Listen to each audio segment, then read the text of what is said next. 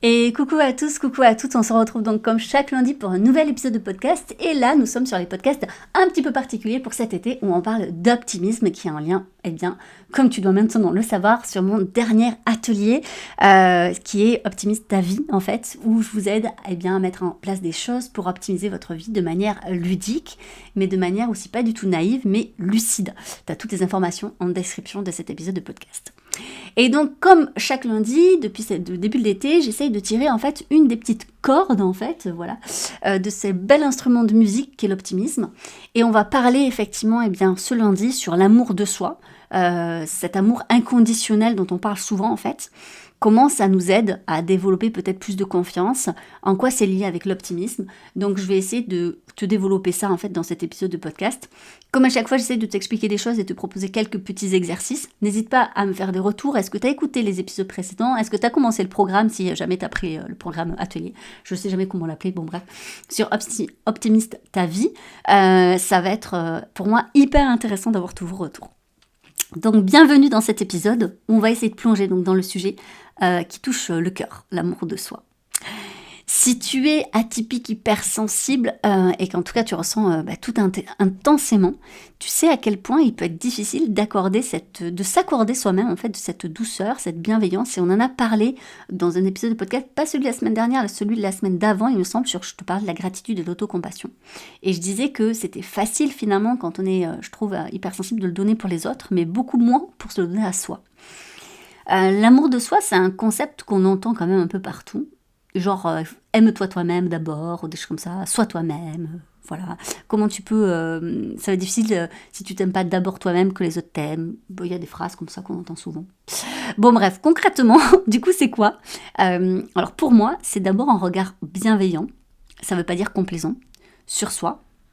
Un respect profond aussi de ses forces, un respect aussi de ses limites, de ses rêves, sans jugement en fait, où on se rejette pas soi-même en fait. Et je crois qu'on a tous plus ou moins connu ces phases où on se rejette soi-même. Et il y a quelque chose d'ailleurs pour moi de très symbolique, c'est la honte. Quand on ressent de la honte, c'est qu'on est en train de rejeter une partie de soi-même. Et on peut avoir de la honte de quelqu'un qu'on a été ou quelqu'un qu'on n'est pas encore. Mais en fait, la honte, c'est hyper intéressant parce que forcément, on le lit souvent au regard de l'autre, parce qu'en fait, voilà. Mais derrière, c'est vraiment quelque chose où on est, en fait, soi-même, on rejette une partie de soi, comme quand on est super susceptible sur certains sujets. Et ça démontre bien, en fait, qu'il n'y a pas cet amour inconditionnel. Alors, c'est hyper... En fait, en vrai, c'est très difficile de s'aimer inconditionnellement, parce que je pense qu'on est très peu nombreux à avoir connu ça quand on était enfant. Je sais que beaucoup d'entre vous me le disent en fait, que les parents, par exemple, ils étaient très en attente des notes, des résultats, de quelque chose de très concret, que vous sentiez que vous pouviez décevoir la personne, enfin voilà. J'ai connu ça aussi en fait, cette autocritique permanente qu'on se dit qu'on n'est pas assez, pas assez parfaite, pas assez productive, pas assez je sais pas, enfin voilà. En tant qu'atypique, avec un cerveau qui analyse tout en fait, c'est vraiment épuisant parce qu'en fait on utilise justement notre intensité aussi dans l'autocritique en fait. Sauf que s'aimer, ce n'est pas du tout être parfait. C'est s'accueillir comme, je sais pas, une amie ou un parent, en fait. Si vous avez des enfants, j'imagine que vos enfants sont pas parfaits, malgré ce que vous pouvez peut-être témoigner de temps en temps, mais pas du tout.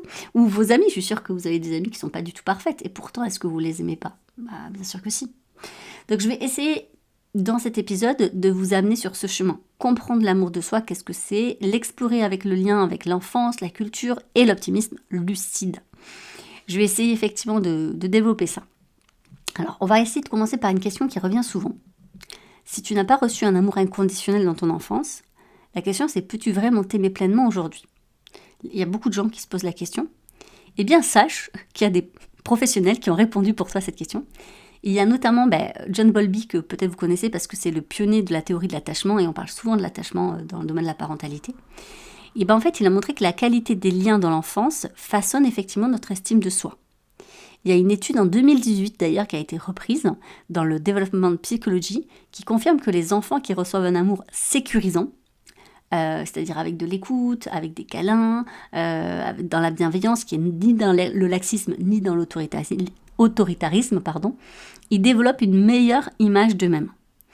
Mais si tu as grandi avec des parents qui sont distants, assez critiques, absents, tu peux avoir comme intériorisé une petite voix interne, en fait, qui te dit tout le temps que t'es pas assez, t'es pas suffisant, ou que t'es trop, ça dépend.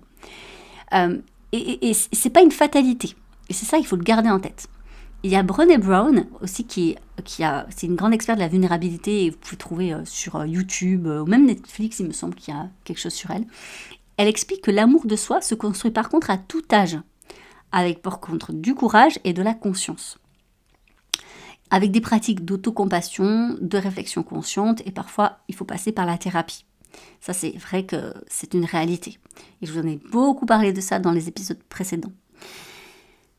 Je me souviens d'une personne que j'avais accompagnée et qui se disait qu'elle se sentait jamais assez en fait. Qu'elle doutait de tout, que c'était jamais suffisant. Et elle mettait ça sur le fameux terme de perfectionnisme. Je trouve que c'est un peu trop facile en fait.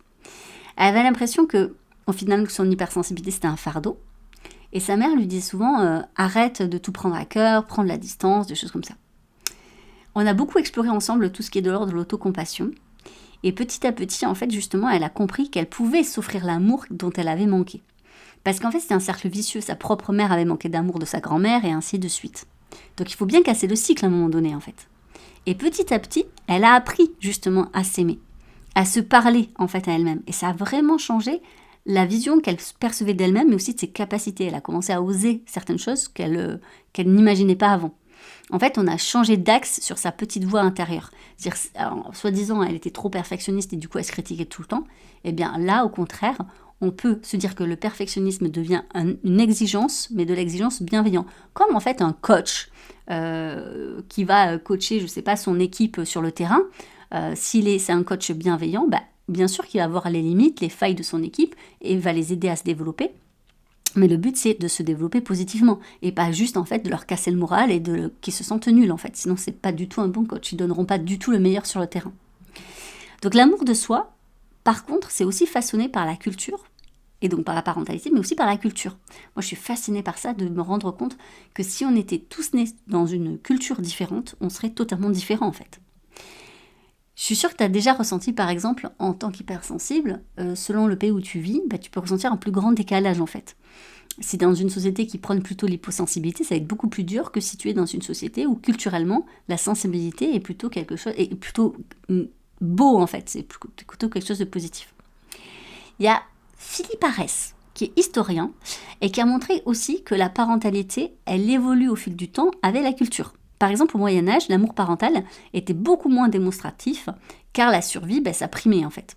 Aujourd'hui, dans nos cultures occidentales, on valorise beaucoup en fait les parents qui disent je t'aime, les câlins à leurs enfants, qui vont passer du temps le soir, à leur raconter une histoire, qui vont les rassurer en pleine nuit. Enfin voilà, en ce moment, on est vraiment là-dedans. Dans certaines cultures asiatiques, il y a l'anthropologue Ross Benedict qui, en fait, l'amour se montre plutôt dans les actes de service. Préparer un repas pour quelqu'un, aider aux devoirs, enfin voilà. Donc, c'est hyper intéressant en fait de se demander, est-ce que ça vous convient ? Parce que souvent on est très influencé dans la culture dans laquelle vous êtes en fait. Quand je dis culture, c'est pas ton pays, parce que moi par exemple qui vis au Royaume-Uni, je me rends compte quand même que je suis très imprégnée de la culture française alors que je vis au Royaume-Uni. Parce que déjà je vis avec un conjoint qui est français, parce qu'on a vécu la plupart de nos années en France, donc on est quand même très imprégné de la culture française. Donc quand on reste dans une famille en fait émigrée, on est quand même en fait mis dans cette culture, donc je parle bien de culture et pas de pays. Et donc, c'est intéressant parce que du coup, notre façon de ressentir de l'amour et peut-être la manière dont vous allez pouvoir vous donner de l'amour à vous-même, c'est plutôt lié à votre culture. Comment on vous a appris, qu'est-ce qui était valorisé en fait. Il y a une étude qui a été faite en anthropologie en 2019 et qui montre par exemple que les cultures collectivistes, genre comme le Japon, l'Inde, en fait, eux, ils valorisent l'amour à travers le devoir. Tandis que nous, on est plutôt comme en France, aux États-Unis, au Royaume-Uni, on est plutôt dans une culture individualiste, où en fait on met l'accent sur l'expression émotionnelle de qu'est-ce qu'on ressent. C'est pour ça que ça fonctionne très bien dans nos pays, le développement personnel en fait. Donc, en fait, demande-toi vraiment qu'est-ce qui te correspond à toi. Donc peut-être va chercher de comment on t'a éduqué ou quelle est ta culture. Tu peux y trouver en fait des indices pour t'apporter de l'amour pour toi-même. Par exemple, encore un exemple, dans la parentalité d'aujourd'hui, les attentes sont énormes en fait. On attend beaucoup des parents, surtout des mamans, mais vraiment, il faut qu'elles soient parfaites, quoi. Il faut qu'elles gèrent tout.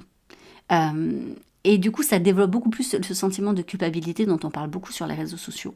Donc là, c'est toujours trouver un petit peu, je pense aussi, le bon équilibre. Donc demande-toi quelle expression d'amour tu as reçue enfant. Donc voilà, est-ce que ça a du sens pour toi? Si par exemple la seule notion d'amour que tu as eue, c'est quand tes parents te disaient bon, c'est bien, je suis fière de toi, voilà, avec une petite tape dans le dos, bah, inévitablement aujourd'hui tu vas rechercher encore ça en fait. Donc, elles vont encore t'influencer sur la manière dont tu vas t'aimer aujourd'hui. Du coup, tu vas essayer de te montrer en preuve d'amour que tu peux être fier de toi en te tapant dans le dos. Enfin, c'est un peu cliché, mais c'est un peu cette idée-là, en fait. Et on va peut-être pas tout déconstruire, encore moins sur un épisode de podcast, mais je t'invite quand même à réfléchir à tout ça. On va revenir sur l'amour de soi. En psychologie, ou même en psychanalyse d'ailleurs, en fait, c'est une clé assez fascinante, l'amour de soi. Carl Rogers, je pense que vous le connaissez parce que lui parle beaucoup effectivement de la posture pro, de la communication, tout ça. Il a une approche très humaniste et il parle du regard positif inconditionnel. Il dit, pour s'aimer, il faut s'accepter sans condition, sans si ni mais. Pas facile. Plusieurs études montrent par contre que ça réduit justement le regard autocritique et ça va booster justement une meilleure estime de soi.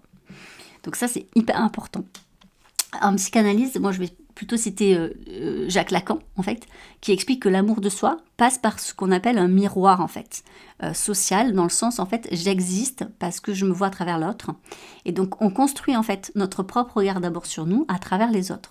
Le but, c'est de, petit à petit, c'est de s'autonomiser et de sortir du regard de l'autre. Mais c'est jamais totalement possible. Mais en bref, pour dire ça plus simplement, si ton entourage te valorise, bah, tu t'aimeras plus facilement en fait. Voilà. Si tu as grandi avec des critiques que tu peux en fait, tu vas intérioriser un regard très dur sur toi-même. Donc si effectivement on dit aux enfants en fait des choses très difficiles, petit à petit en fait, ils vont tout simplement croire en ces choses difficiles sur eux-mêmes, tu vois. Le truc c'est il faut pouvoir petit à petit retravailler ça pour sortir du regard de l'autre en fait. Même en sociologie d'ailleurs, c'est Émile Durkheim, il souligne l'importance de l'appartenance sociale. Voilà, c'est-à-dire que l'effet d'être reconnu par une communauté, que ce soit les amis, les collègues, enfin voilà, ça renforce l'amour-propre. Je pense que pour les atypiques, justement, il y a ce côté de la communauté qui est importante. Moi, je le vois beaucoup dans les formations que je propose, dans les ateliers, enfin voilà. En tout cas, on peut le voir que dans n'importe quelle discipline, l'amour de soi reste un processus actif. Et c'est ça qui est important aujourd'hui, c'est de garder en tête que c'est pas figé dans le marbre en fait. Il est nourri par la bienveillance, certes par le regard des autres, par un sentiment d'appartenance, mais il peut toujours être évolutif. Parce que vous pouvez aussi chercher en fait d'autres sentiments d'appartenance, parce qu'à un moment donné, en fait, vous passez moins de temps avec vos parents et peut-être plus avec vos partenaires de vie, ou avec vos amis, ou avec vos collègues, je ne sais pas, donc forcément ça va changer les choses, donc le regard de l'autre va être évolutif, et vous aussi vous pouvez faire le tri en fait de ces personnes qui vous entourent en disant en fait ces gens-là ils me font sentir comme une merde, désolé de l'expression, pourquoi je continuerai à les côtoyer, ou en tout cas est-ce que je pourrais pas côtoyer d'autres personnes à côté qui me fait me sentir bien, voilà. Donc essaye aujourd'hui de te demander quel regard tu portes sur toi, est-ce qu'il est plutôt doux, exigeant, et en fait est-ce que c'est en lien avec les gens qu'il y a autour de toi aujourd'hui ou pas, ou est-ce qu'il y a des choses peut-être à changer par rapport à ça. L'amour de soi, du coup, comme je te disais, c'est pas universel en fait. Ça varie selon les cultures. C'est vraiment passionnant. Moi, je trouve ça passionnant. Il y a une anthropologue aussi que je voulais citer, c'était Margaret Mead. En fait, elle étudie comment les sociétés façonnent l'ego. Dans les cultures individualistes, comme voilà en Europe ou aux États-Unis, l'amour de soi, ça passe par la réalisation personnelle. Se réussir, se démarquer. Voilà, on est vraiment là-dessus sur quelque chose, une quête de performance sans cesse en fait. Et d'ailleurs, il y a une étude en 2018 qui montre que les femmes occidentales, HPI, ressentent plus de pression pour performer, et ce qui freine d'ailleurs l'amour d'elles-mêmes. C'est-à-dire qu'à un moment donné, quand tu es en quête de trop de performance, en fait, tu t'aimes moins. C'est fou, hein. Tandis que dans les cultures plus collectivistes, en fait, comme en Afrique ou en Asie, l'amour de soi, c'est plutôt lié à une contribution à un groupe. C'est Claude Lévi-Strauss, d'ailleurs, qui l'explique dans ces sociétés. S'aimer, c'est se sentir utile à sa communauté. On le ressent aussi quand même, je trouve, dans les communautés juives ou chrétiennes, ou en tout cas qui sont en fait croyantes, même dans nos pays occidentaux. Donc il y a l'esprit communautaire comme ça qui est beaucoup plus fort. En tout cas, les femmes collectivistes, ont moins de conflits internes pour s'aimer. Car en fait, leur amour est vu comme un service au groupe. Donc c'est vraiment culturel, je trouve ça assez incroyable. Donc si tu es française, tu as peut-être grandi dans l'idée que s'aimer, c'est arrogant. Mais s'aimer, c'est juste légitime en fait. Qu'importe en fait si c'est lié à quelque chose de collectif ou d'individualiste. Parce que ça, c'est juste une imprégnation liée à notre culture en fait. Il y a, en fait, la croyance culturelle, elle va te limiter d'une certaine manière. Alors, essaye de réfléchir un petit peu à ça et vois comment ça fait sens pour toi. Je trouve que chez les hypersensibles, on a une vision peut-être collectiviste et du coup, on culpabilise d'être individualiste. Alors qu'il n'y en a pas un mieux que l'autre en fait. Les deux sont hyper intéressantes et je trouve que les deux devraient s'équilibrer en fait. Il y a quand même un gros malentendu, je pense, sur l'amour de soi. C'est de croire qu'il faut être parfait pour s'aimer. De croire qu'il faut être utile forcément aux autres pour pouvoir s'aimer. Il y a plein de choses un peu comme ça. Mais l'amour de soi, en fait, c'est l'acceptation de l'imperfection. En fait, c'est ça, l'amour. Quand on aime quelqu'un, c'est qu'on accepte aussi toutes ses imperfections. Kristen Neff, qui est experte en autocompassion, elle dit que s'aimer, c'est embrasser justement toutes ses imperfections, comme le ferait un ami cher. Et d'ailleurs, ça réduit nettement ce genre d'amour, ça réduit l'anxiété et ça augmente notre résilience. Donc, l'acceptation, c'est aussi se pardonner. Essayez de vous pardonner, en fait. Je me rappelle d'une personne que j'avais accompagnée qui me disait Élodie, je détestais d'avoir en fait raté ce projet pro, il comptait vraiment sur moi, toute l'équipe comptait sur moi, ça m'a pris des années, on travaillait depuis des années sur ce projet pro et en fait tout s'est effondré à cause d'une connerie que j'ai faite, enfin voilà. Et ça a été super dur parce que tout le monde lui en voulait en plus. Et puis en fait, c'est du moment où elle a accepté que oui, c'était son échec, mais pas en mode où elle se culpabilisait, c'est du moment où elle a accepté ça et qu'elle s'est dit, bon, bah, effectivement, j'ai fait une erreur qui a coûté cher à tout le monde, que les gens lui en ont beaucoup moins voulu. Et pas parce qu'elle s'était mise à quatre pattes en les suppliant, non, non, c'est parce qu'il y avait une vraie acceptation, sans aucune flagellation, et qu'elle avait un vrai amour pour elle-même pour ça en fait. Et je me dis, peut-être qu'aujourd'hui, tu as besoin d'écrire une lettre à toi-même en fait. Quelle imperfection aujourd'hui tu devrais accueillir avec plus de douceur? Essaye de prendre un moment pour y réfléchir là comme ça ou de prendre après un temps après cet épisode pour l'écrire. Donc l'amour de soi, il y a un socle de 2 piliers, l'estime et la confiance, c'est des choses différentes mais que je te développe encore une fois dans le programme sur Optimise ta vie. Et tout ça, c'est justement lié à l'optimisme en fait. Alors, l'estime de soi, juste pour que tu saches, c'est un peu la valeur globale quand même. C'est-à-dire, elle est nourrie par l'amour de soi. Tu as de la confiance, c'est la capacité à agir, à te dire que tu peux le faire, que tu peux passer à l'action. Et l'optimisme lucide, pourquoi ça joue un rôle clé?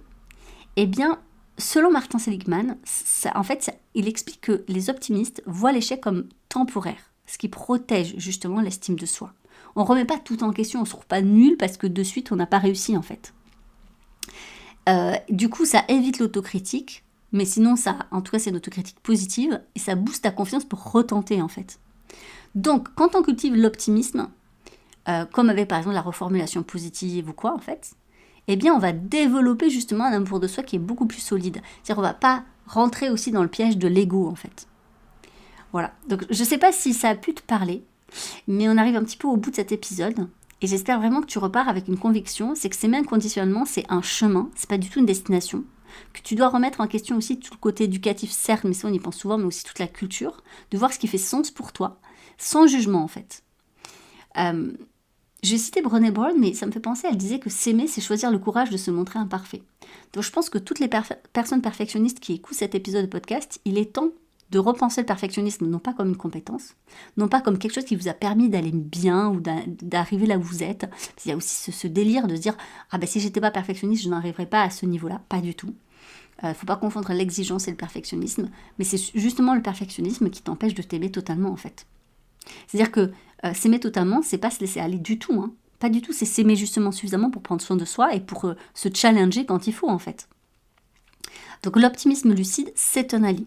Il te rappelle que chaque effort, chaque moment de bienveillance et d'amour que tu as envers toi-même, ça construit une meilleure version de toi-même, en fait, d'une certaine manière. Donc, 4 pistes dont on a vu dans cet épisode de podcast. Alors, il y en a une où on a plus, je l'ai développée, donc je disais sur l'autocompassion, donc c'est pas l'épisode de l'épisode d'avant, pardon, c'est celui il y a 15 jours. Donc n'oublie pas que quand tu te critiques en fait, donc dis-toi que tu as essayé de faire de ton mieux à ce moment-là, et si ce n'était pas le cas, comment tu pourrais faire autrement la prochaine fois. Voilà, il n'y a pas besoin de culpabilité ou je sais pas trop quoi. Essaie de travailler sur tes croyances culturelles en fait. Vois si c'est pas limitant en fait. Entoure-toi aussi de personnes qui te renvoient une image de toi positive, bienveillante, et cultive cet optimisme lucide en fait. Tout par plein de moyens. Donc je t'ai parlé effectivement de cet atelier, mais tu peux aussi, il y a plein de livres sur l'optimisme, tu peux trouver ce que tu veux en fait pour développer ça. Donc ça c'est hyper important parce que ça va te permettre de durer sur la durée, tu vois, et de petit à petit mettre une pierre supplémentaire sur ce chemin où je sais que je m'aime.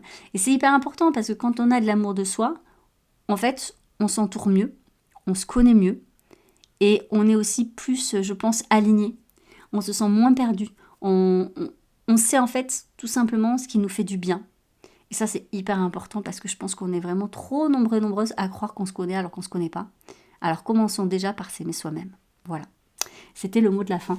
J'espère vraiment que cet épisode vous aura plu. N'hésitez pas à me faire des retours. Et sur ce, je vous souhaite une très bonne semaine. Et je vous dis à la semaine prochaine pour le dernier épisode de cette saga sur l'optimisme pour cet été.